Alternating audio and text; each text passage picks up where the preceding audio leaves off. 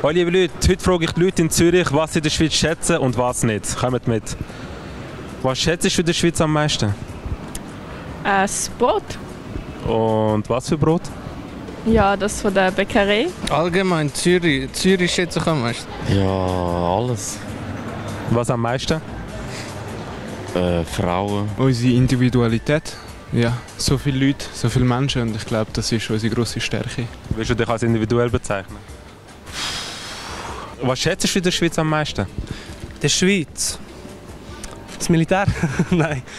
Die Schule allgemein finde ich sehr schön, vor allem weil es einfach klappt und nicht wie in anderen Ländern. Und ja. Okay. Bist du gut in der Schule? Das ist relativ, kommt aufs Fach an. Mathe? In Mathe bin ich sehr gut.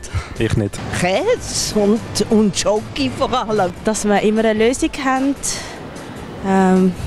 Ja, gut. Was hast du denn eine Lösung? Zum erfolgreich werden. Börek und so, weißt du, was das ist? Ja. Natürlich. Das schätzt du in der Schweiz? Ja, weil jetzt in der letzten Zeit sind mega viele so Restaurants wie Duna aufgemacht und schon noch easy geil.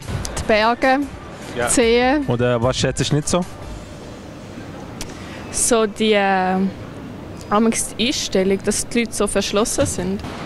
Dass es nicht überall KFC hat und dass Gras nicht legal ist. Ja, Leute. Was für Leute? Ja, Frauen. Nein, wo stressen und so. Ich finde eben, dass wir eigentlich unsere Stärken so wie sagt man dem? Ich habe das Gefühl, wir haben so viele Stärken, die wir eigentlich gar nicht sehen. Ich finde, die Leute sind zu wenig offen, so gegenüber von anderen. Der Blocher. Okay, warum?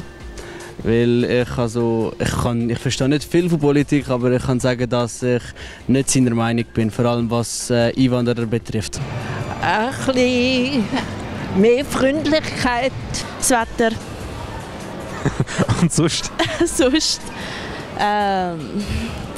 Die Frage. Ja. Meine Schule.